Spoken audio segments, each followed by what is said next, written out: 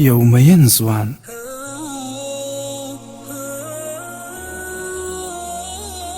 یو ځوان پر یوې پیغلې باندې مین شو.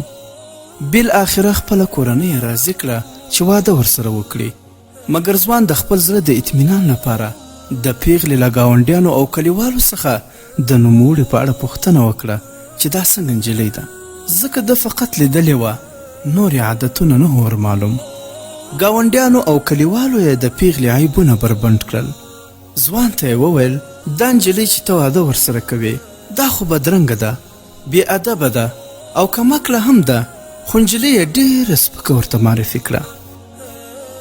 ځوان چې د کلیوالو خبرې واورېدې نو له خپلې پرېکړې تیر شو او د نجلۍ سره یې د واده کولو شوق مات شو او په لار کې له یو سپین ږیري سره مخ شو. سپین ږیري ترې وپوښتل چې ولې غمجن یې؟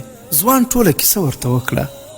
سپین ږیري بابا ورته وویل راشه زما لورګانې هم شته، یوه به تا ته درکړم، مګر لومړی باید زما د لورګانو په اړه خلک وپوښتې.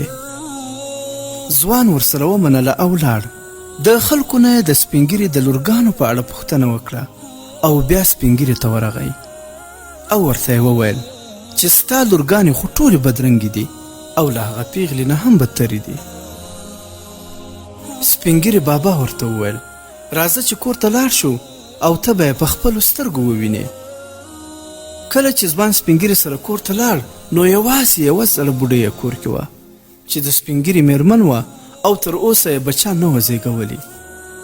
سپین ږیري ورته وویل وګوره زما لورګانې کله وې، زه خو فقط دلته یوازې د خپلې بوډۍ میرمنې سره ژوند تېروم، خو ما تا ته دا خلک در پیژندل چې د یو چا حقیقت به ور معلوم هم نه وي او نه به یې څوک لیدلی وي، خو چې پوښتنه ترې وکړې چې فلانکی څنګه انسان دی نو به له ځانه خبرې درته جوړې کړي.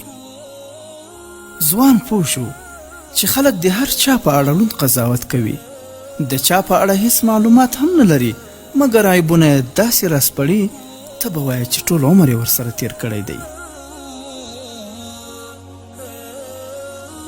د ځوان رنګ یو ځل بیا تازه شو او لاړ د خپلې محبوبې سره د واده پرېکړه یې وکړه او په خوشحالۍ سره یې واده ورسره وکړ.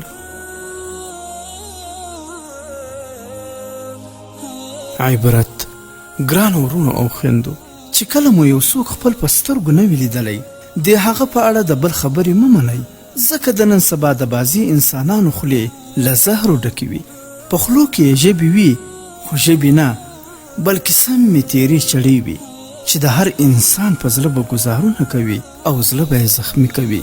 او بعضي انسانان خو دا عادت لري چې په بل پسې تهمتونه او غیبتونه او بدې خبرې کول خوند ورکوي، خو په دې سر نه خلاصوي چې آیا که هغه خبر شي چې ما ورپسې دروغ ویلي یا مې ورڅخه غیبت کړی نو څومره به یې زړه ازار شي.